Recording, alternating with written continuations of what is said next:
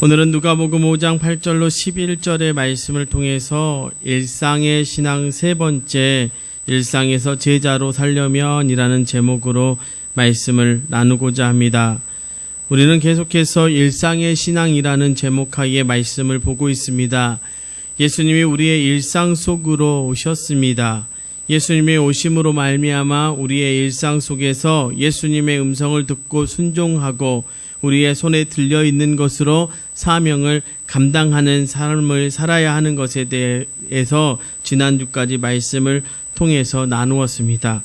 결국 일상의 신앙이라고 하는 것은요, 우리의 일상 속에서 우리가 교회되어져 가는 것입니다.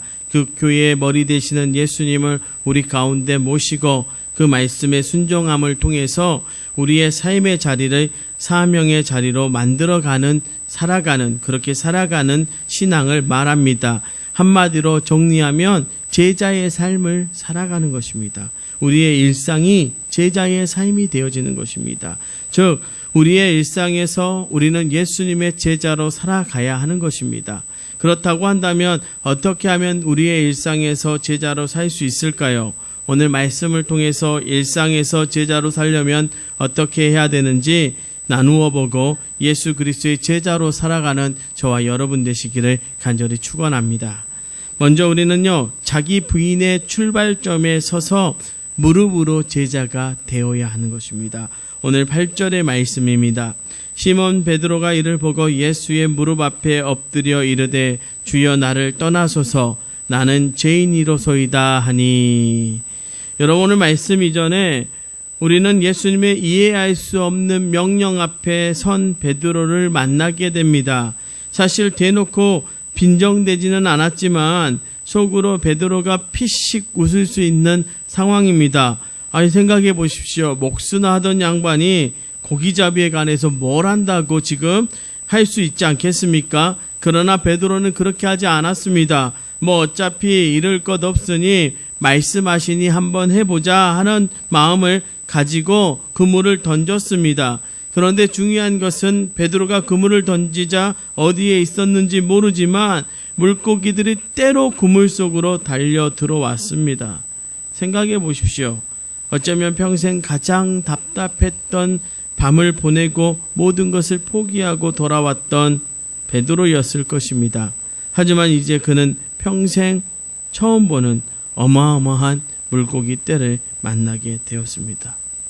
사실 우리의 삶 가운데 예수님의 명령은 어떻습니까? 어렵지도 복잡하지도 않습니다. 단지 말이 되지 않을 뿐인 경우가 있는 것입니다. 아무리 생각해봐도 그것이 시간 낭비처럼 보였을 것입니다. 베드로의 오랜 경험과 직관으로는 도저히 이해할 수 없는 명령이었을 것입니다. 그렇다고 왜 그렇게 말씀하셨는지에 대해 예수님께서 납득할 만한 설명을 해주신 것도 없습니다. 그럼에도 불구하고 베드로는 자신의 경험과 생각을 뒤로하고 군말 없이 순종합니다. 여러분, 예수를 따르는 것이 어떻습니까? 간단할 수 있습니다. 그렇다고 해서 쉬운 것은 절대 아닙니다. 때로 하나님께 대한 겸손한 순종은요, 이럴 수 있습니다. 다른 사람에게 전화를 걸거나 초대에 손을 내밀거나 길 건너편으로 건너가는 것처럼 단순할 수 있습니다. 그런가 하면 가해자를 용서하거나 머나먼 외국의 선교지로 떠나거나 11조를 내는 것처럼 더 부담스러운 일일 수도 있습니다. 그럼에도 하나님이 말이 되지 않거나 부담스러운 일을 시키실 때에도 그럴 때일수록 풍성한 상이 우리를 기다리고 있다는 사실을 기억하시기를 부탁드립니다. 오늘 베드로처럼 말입니다. 사실 하나님은 이해가 되지 않는다고 솔직히 말한다고 해서 화를 내거나 꾸짖는 분은 아니시죠. 그러나 답답할 때도 솔직히 표현해도 좋습니다. 그렇지만 한 가지 분명히 우리가 알아야 될 것, 어디로 가서 물고기를 잡으라라고 명령하시는 그분이 바로 물고기를 창조하신 분이라는 사실을 우리는 분명히 믿으시기 바랍니다. 그렇다면 베드로는 어떻습니까? 그가 어떻게 제자가 되었을까? 단순히 예수님을 따랐기 때문일까요? 여러분, 저와 여러분이 진정으로 제자의 삶을 일상에서 살아가려면 저와 여러분의 삶에 경험되어야 할 놀라운 경험이 있습니다. 오늘 베드로를 보시기 바랍니다. 이해할 수 없을지라도 순종했던 그 순종함을 통해서 물고기가 잡히는 놀라운 경험을 하게 됩니다. 그는 바로 하나님, 이대한 하나님 앞에 서게 된 것입니다. 여러분 생각해 보십시오. 하나님이 아니고서는 그렇게 할 수 없다는 것을 보게 되는 것입니다. 그러고는 어떻게 합니까? 예수님의 무릎 앞에 납작 엎드립니다. 그리고 자신을 부인하는 회개를 하게 됩니다. 주님, 나를 떠나소서. 나는 죄인이로소이다. 이것이 무엇을 의미합니까? 위대한 경험 뒤에 하나님 앞에 선 자신의 모습을 보게 되었을 것입니다. 그렇게 보니까 도저히 하나님 앞에 설 수 없다는 것을 깨닫게 되는 것입니다. 그런데 놀랍게도 이 자기 부인이요, 우리가 일상에서 제자로 살기 위해서 날마다 일어나야 하는 일이라는 것입니다. 그리고 이 자기 부인의 출발점에 서야만 우리는 무릎을 꿇을 수 있습니다. 이것이 무엇을 의미합니까? 제가 얼마 전에요, 이제 코로나19로 인해서 나라에서 돈을 줘서 여름 양복이 없어요. 그래서 한 벌 사려고 갔습니다. 항상 가던 이제 옷가게가 있어서 그곳을 갔습니다.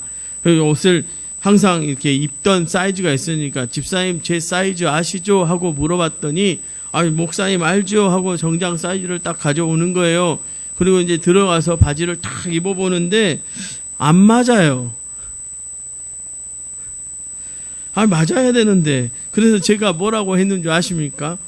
이상하다. 집사님 이거 조금 옷이 슬림핏으로 나온 거, 이게 작게 나온 거 아니에요? 내가 살이 찐 적이 없는데, 내가 아무리 봐도 이 정도로 살이 찌지는 않았을 텐데, 이렇게 생각하고 막 말을 하고 있었습니다. 그런데 어때요? 사실은요, 살이 많이 찐 거죠. 예. 얼마나 많이 먹었는지 모르겠지만, 여러분, 이게 저의 모습입니다. 저만의 모습입니까? 사실 그날 너무 충격을 받았어요. 예. 지금 입고 온 옷이요, 엉덩이도 넓히고 허리도 넓히고 이렇게 입었습니다, 바지를. 근데 충격받아서 운동을 하기 시작을 했습니다.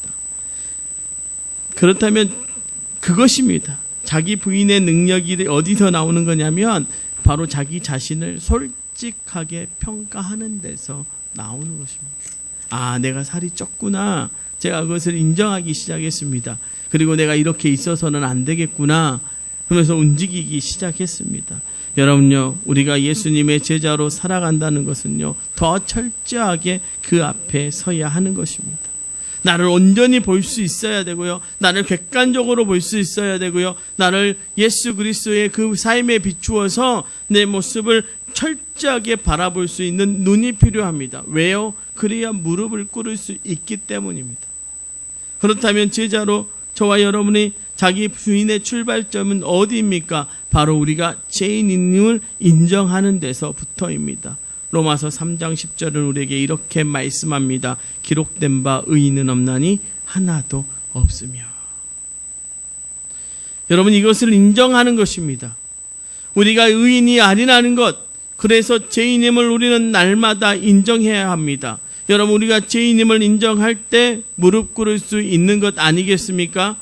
나아가 또 한 가지, 로마서 3장 23절 말씀 우리에게 이렇게 말씀합니다. 모든 사람이 죄를 범하였음에 하나님의 영광에 이르지 못하더니, 여기에 모든 사람에서 내가 외가 아니라는 점을 인정하는 것입니다. 여러분, 우리의 부인의 출발점, 자기 부인의 출발점에 선다는 것이 무엇입니까? 바로 인생의 탈의실 거울을 들여다보면서 옷이 문제가 아니라는 점을 인정하는 것, 바로 내가 문제가 있다라고 하는 것을 인정하는 데서 시작하는 것입니다. 그렇습니다. 저와 여러분, 우리 모두는 자기 부인의 출발점에서 올바로 나를 봐야 합니다. 베드로가 그랬습니다. 예수님의 말씀에 순종한 그 열매를 경험한 그가 발견한 것은 바로 자신이 예수님과 함께할 수 없는 죄인이다라는 것을 알았습니다. 그리고는 예수님의 무릎 앞에 납작 엎드려서 자기의 모습을 고백하는 것. 여러분, 어쩌면 이것이 진정한 제자의 모습입니다. 그런 차원에서 넓게 본다면 이런 제자의 삶을 살았던 사람이 바로 다윗이죠. 다윗은 시편 139편 23절의 말씀에 이렇게 기도합니다. 하나님이여 나를 살피사 내 마음을 아시며. 하나님께서 나를 살피신다. 그래서 내 마음을 아신다. 여러분, 우리는요 그 앞에 감히 설 수 없는 존재임을 알기에요 할 수 있는 기도입니다. 그러나 그렇게 기도할 수 있는 기도, 그렇게 했던 내용의 본질은 뭐냐? 나는 하나님 앞에 설 수 없는 그런 존재입니다. 하나님이 보살펴 주지 않으면 그 앞에 설 수 없습니다. 내가 내 스스로 그 앞에 설 수 없기에 하나님께서 나를 봐주셔야 합니다. 라고 다윗이 기도한 것입니다. 여러분, 이것이 바로 엎드려 무릎의 기도입니다. 여러분, 철저한 자기 부인은요 바로 하나님 앞에 무릎 꿇는 철저한 드림으로 나타나게 되는 것입니다. 여러분, 하나님께서 부르실 때 자신은 그렇게 할 수 없다던 모세가 그럼에도 이미 부름받은 자가 된 것은요 신을 벗었던 그의 태도를 통해서 두 가지를 그가 깨달았던 것 아니겠습니까? 하나는 자신은 하나님 앞에 설 수 없는 존재라는 것, 그리고 하나님께서 자신의 삶의 주인이라는 것을 인정해야 함을 깨닫는 행위가 바로 신을 벗은 것이라면 저와 여러분도 마찬가지입니다. 사랑하는 성도 여러분, 철저한 자기의 부인의 출발점에 서서 저와 여러분, 우리는 무릎으로 제자가 되어야 할 줄 믿습니다. 그것은 사도 바울이 이렇게 우리에게 말씀함으로 알 수 있습니다. 그럼 로마서 12장 1절의 말씀입니다. 그러므로 형제들아, 내가 하나님의 모든 자비하심으로 너희를 권하노니 너희 몸을 하나님이 기뻐하시는 거룩한 산 제물로 드리라. 여러분, 먼저 여러분 자신을, 여러분의 모든 존재를 하나님께 산 제물로 올려 드리시기를 바랍니다. 여러분, 제물로 올려 드리려면 자기 부인이 있어야 되고요, 자기가 죄인임을 철저히 고백해야 가능합니다. 그리고 무릎으로 나아가야만 가능한 것이 산제물 되어지는 것 아니겠습니까?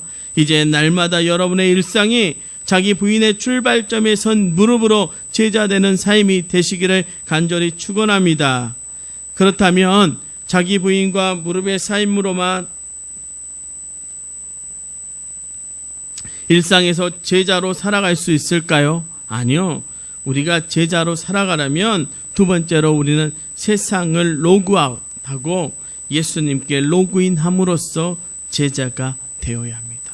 우리는 세상을 끊어버리고 이제 예수님께 들어감을 통해 제자가 되어야 하는 것입니다.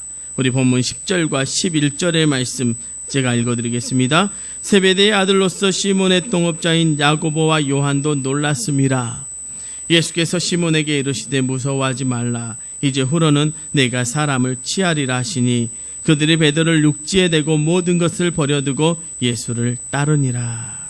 아멘. 우리가 예수를 따르기 위해서는요, 우리를 산 제물로 드려야 한다고 했습니다. 즉 제자의 삶이 그렇습니다. 먼저 우리의 삶이 예수님께 드려져야 합니다. 그런데 그렇게 하려면 우리는 어떻게 해야 할까? 바로 산제물이 된다는 것은 바로 모든 것을 버리는 것을 의미합니다. 그것은 저는 이렇게 표현했습니다. 세상을 로그아웃하는 것. 여러분, 젊은 사람들이 그 컴퓨터에 들어갈 때 메일에 로그인한다, 나올 때 로그아웃한다, 그 표현을 제가 좀 사용해 봤습니다. 그런데 그것이 무슨 것을 의미하냐? 모든 것을 버린다라고 하는 것을 의미합니다. 그럼 지난주에 제가 이 버린다라고 말하니까 지난주에 말씀드린 것과 반대되어지는 것이라 생각할 수 있습니다. 우리의 손에 들고 있는 것을 사용하신 하나님의 말씀 때문입니다. 아니요, 세상을 버린다라는 것, 세상을 로그아웃한다는 말의 의미는 무엇입니까? 내가 잘하는 것으로 하나님께 영광을 돌려야 하는 것은 분명합니다. 그런데 무엇을 의미하는가? 로그아웃하는 것, 버려야 한다라고 하는 것, 무엇을 버려야 하는가? 바로 우리의 시선과 우리의 우선순위의 문제를 말씀드리는 것입니다. 여러분, 우리의 시선이 세상이 아닌 하나님께 우리의 시선이 고정되어야 합니다. 즉 우리의 손에 돈 도구가요, 그것에 집중한다면 그것을 통해서 우리의 욕구, 우리의 욕심만을 채우는 도구라면 그것은 우리에게 아무런 소용이 없다는 것을 의미합니다. 즉 하나님께 우리의 시선을 돌리는 것이 바로 세상을 로그아웃하는 것입니다. 여러분, 사사 삼손을 기억하십니까? 그의 힘이 원천이 어디로 나왔습니까? 하나님께로부터입니다. 그런데 그는 그 힘을 누구를 위해서 사용합니까? 바로 자기 자신을 위해서 사용합니다. 철저히 자신의 욕구에 시선을 맞추고 살았던 사람이 바로 삼손입니다. 그것을 어떻게 알 수 있는가? 사사기 14장 8절과 9절에 이런 말씀이 있습니다. 얼마 후에 삼손이 그 여자를 맞이하려고 다시 가다가 돌이켜 그 사자의 죽음을 본즉 사자의 몸에 벌떼와 꿀이 있는지라 손으로 그 꿀을 따서 걸어가며 먹고 그의 부모에게 이르러 그들에게 그것을 들여서 먹게 하였으나 그 꿀을 사자의 몸에서 떼왔다고는 알리지 아니하였더라. 여러분, 꿀을 어디서 땄다고요? 사자의 주검, 시체입니다. 여러분, 제가 지난 수요 예배 때 이런 말씀 드렸습니다. 나시린에게 금지되어지는 3가지가 있습니다. 뭐였습니까? 포도주를 마시면 안 됩니다. 2번째로 머리에 삭도를 대면 안 됩니다. 3번째로 시체, 죽은 사체에 손을 대면 안 됩니다.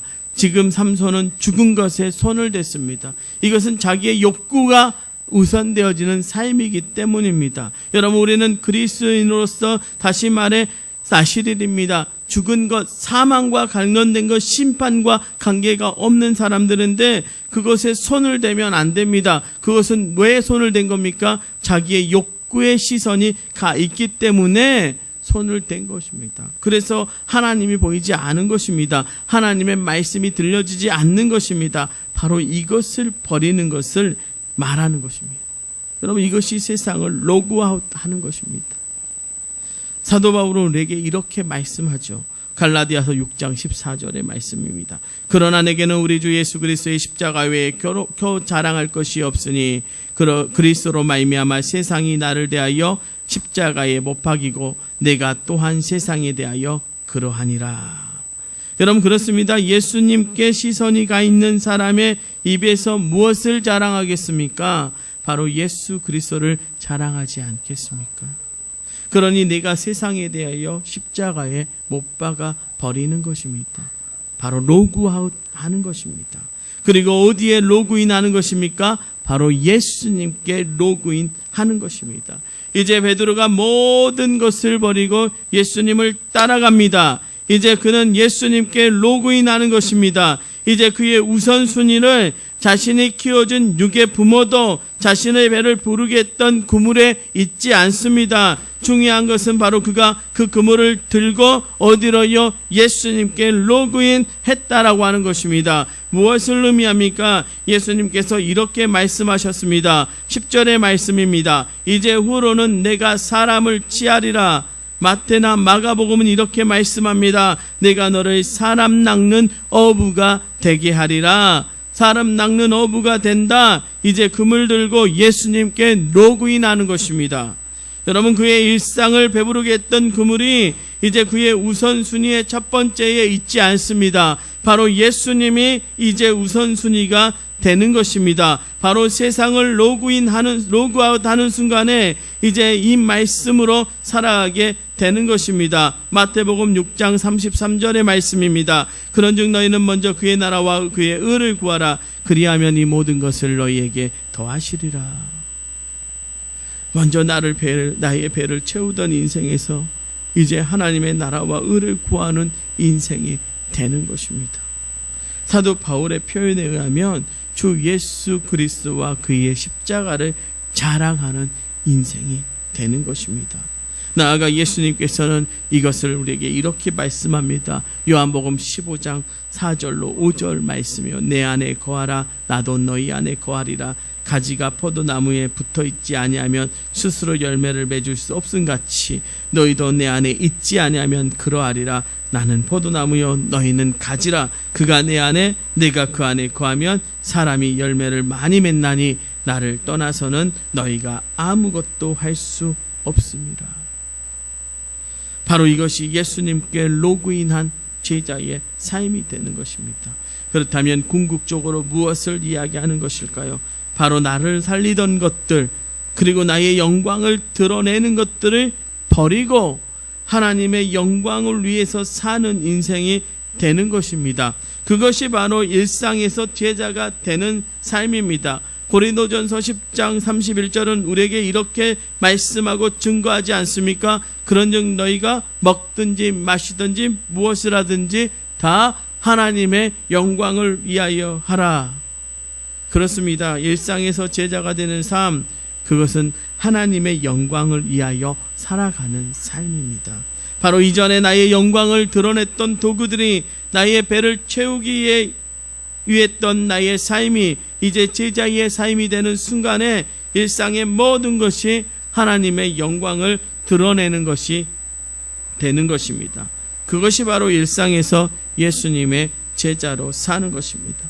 나아가 그것은 하나님을 앞세워 살아가는 인생이 되는 것입니다. 바로 여러분의 일상에서 하나님이 앞서 가셔야 되는 것입니다. 마치 광야에서 하나님께서 구름 기둥과 불 기둥으로 앞서 가셨던 것처럼, 나아가 다시 골리앗 앞에 만군의 여호와 하나님의 이름으로 앞세워 나아갔던 것처럼 우리도 그렇게 살아가야 할 줄 믿습니다. 이제 제자된 일상에 가진 여러분의 삶에 하나님이 앞서 가시기를 간절히 소망합니다. 이제 말씀을 정리합니다. 여러분, 우리는 3주간에 걸쳐 일상의 신앙이라고 하는 큰 주제를 가지고 말씀을 나누었습니다. 여러분, 예수님께서 여러분의 일상 속으로 오셨습니다.